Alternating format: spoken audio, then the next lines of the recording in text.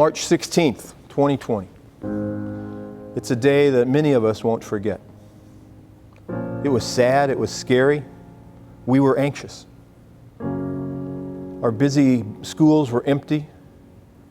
No buses, no after-school events, no crowded lunchrooms. We didn't know what the future would hold. We just knew we were in for a bumpy ride. We're in for nasty weather, and I'll ride it out with you. We won't be riding highs and lows like tides of ocean blue. We won't be here forever, just a moment then we're through. We can be shifting with the sands like seasons always do. Like seasons always do. And now I sit alone in an auditorium. I'm supposed to be welcoming you back. I'm supposed to be celebrating with you. But many of those same emotions that we had on March 16th, 2020, we still have. We're anxious, we're scared, we're sad. We wonder what the future will bring. The beauty of schools is that we always have a new beginning. And this is our new beginning. But it's so different than the beginnings that we've had together in the past. I've had 10 years of celebrating with you. 10 years of honoring those people who have worked for us for 20 and 25 and 30 years. Last year we celebrated 2 people who had worked for us for 45 years. But this year we can't all come together. This year we're still somewhat apart. But we have a chance. We have an opportunity. We have a new beginning. September 8th is right around the corner. Our students who have missed each other, who have missed you, they've missed their bus driver, they've missed the person in the lunchroom, they've missed their teachers, their administrators, they've missed their coaches, they've missed their child care worker, they've missed their care supervisor. They've missed you. And now on September 8th, we have a new beginning. We get to welcome all of our students back. Some will be virtual, some will be in person. But every one of them needs to know that you care, needs to know that you are happy to see them, that you have wonderful things planned for them, that you remember their name. This is supposed to be a celebration. This is supposed to be a time where we come together to welcome each other back, to say hello once again, to hug and to smile and to shake hands. None of that can happen this year. But it doesn't mean that this won't be a good year. But it will be different. And I know it will be different because right now I sit in an empty auditorium.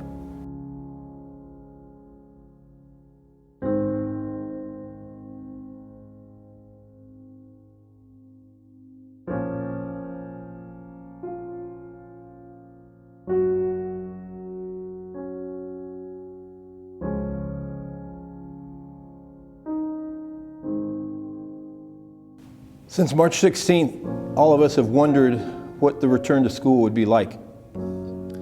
This week, we've taken our first tentative steps to coming back.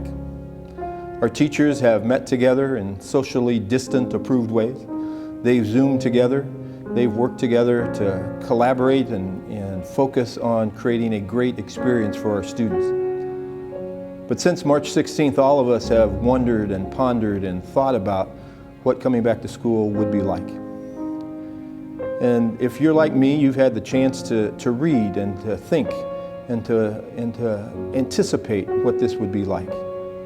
And as I've read this summer, I've run into some phrases that have been really meaningful to me. In Holly Goldberg Sloan's book, Counting by Sevens, we meet Willow Chance. She's a young lady in middle school who loses her family and has to go into the foster care system. And in going into the foster care system, she tries to navigate that successfully and find her own way. But at one point she says this, "It has been my experience that rewarding and heartbreaking often go hand in hand." As we think about the time between March 16th and now, we can think about the heartbreak. Prom, gone, spring sports, canceled, graduation, altered. We had hoped this summer that coming back this fall would be different. But we're now beginning to realize that coming back this fall has its own set of heartbreak. Football is postponed for now. Other sports still wait in limbo. We wonder what the season will be like. So we know the heartache, but where's the reward? Well, the reward will be up to us. In Aaron and Trotta Kelly's new book, We Dream of Space, we find three siblings in 1986 working and living together, trying to navigate through middle school together. And this was the year of the challenger, heartbreak and reward. And one of the young siblings is named Bird. She's the sister, and she is wondering what her life will be like. But she thinks, I'm just a small person in a small town in a nowhere part of the country. I can't really be an astronaut. I can't become somebody important. And so she wonders about what her life will be. But towards the end of the book, after the challenger has exploded, she thinks this to herself. Can you imagine that? The universe is waiting. Even though I'm just a tiny grain of sand, it's waiting for me, and I'm ready. As I've thought about our return to school, I've thought about all of us, the teachers, the bus drivers, the food service workers, the care people, those people who see students every single day. And I've thought about the difference that they make in the lives of those students, the difference they make in helping a student feel like they belong, helping a student understand something that they didn't understand, helping a student think through and think about what their future will be like. And you might think of yourself as just one person, and how much difference can one person actually make? But as Bird said, the universe is waiting, and it's waiting for you. But the reality is, it is difficult to try to do things on your own. And in the book Nowhere Boy by Catherine Marsh, we find a story kind of grabbed right from the headlines. We meet Max, who's 13 years old, lives in Belgium. His father's a diplomat. And through a series of circumstances, he discovers a boy living in his basement who's a Syrian refugee. He traveled over the Mediterranean Sea to get to Belgium in search of a better life, but he believes he's lost his whole family. And he doesn't know what to do, and he's seeking an ally. And he finds an ally in Max. But Max is a 13-year-old boy in middle school, and he thinks like a 13-year-old boy in middle school. And they have some adventures, but they find their way. They find their way to find Max and Ahmed a better life. And at the end of the story, Ahmed is thinking through and thinking about where he will be and where he will go. And the book says this: Ahmed forced a smile. How powerful in the end was a single story.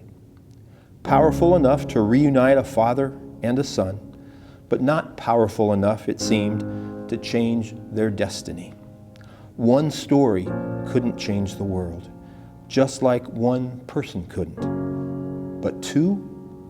Ahmed's breath caught. He broke away from his father, ran toward the mobile internet unit. What is it? His father called after him. I need to write Max. Ahmed learned a valuable truth.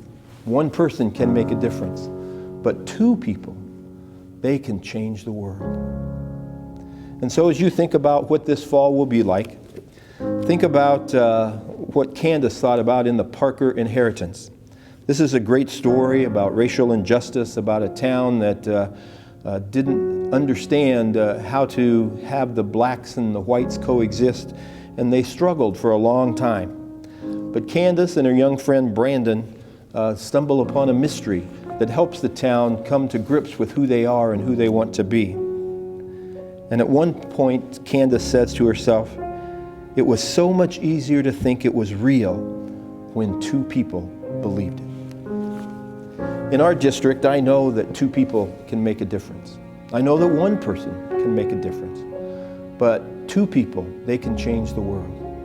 There's Brian Langley and Emily Polanski and Bridget Zaradnik, who together created for all of us a powerful science curriculum. There was Andrew Sari, Amanda Squires, and Danielle Raichi, who made a difference with the Novi Unified Basketball team, bringing hope to students who often don't have hope. There was Carla Musa and Sherry Grissinger and other teachers at both Parkview and Deerfield who together created the gardens that we now have at all of our elementary buildings. Two people can change the world.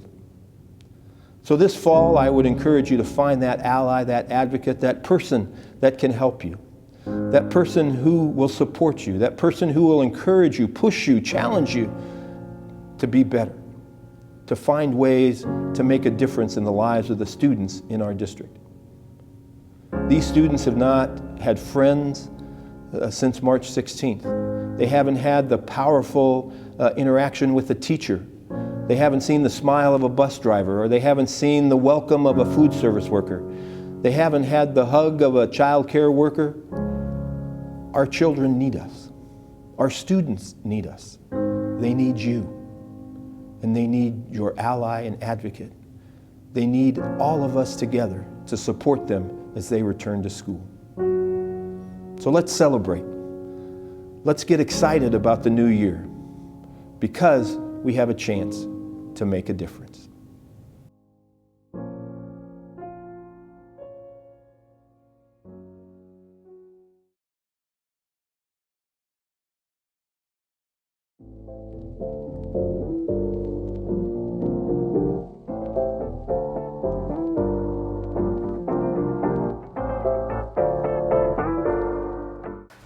How do I look? Hey, feeling good, like I should. When in dark, I walk around the neighborhood. Feeling blessed, never stressed. Got that sunshine on my Sunday bed. So today we come to celebrate in the face of all the doubters, the what-ifers, the how will we pull this off people. We, the Novi Community School District staff, the administrators, the teachers, the food service workers, the custodians, the child care workers, the secretaries, the tech people, maintenance, custodial, food service, all of us, we come to celebrate because it's the start of a great school year. I'm looking forward to it. I hope you are too. Feeling good, like I should. When in dark, I walk around the neighborhood. Feeling blessed, never stressed. Got that sunshine on my Sunday best. Hey, some days you wake up and nothing works, you feel surrounded. Gotta give your feet some gravity to get you grounded. Keep good things inside your ears just like the waves and sound it. And just say whatever, cause there is no way you're grounded. Everyone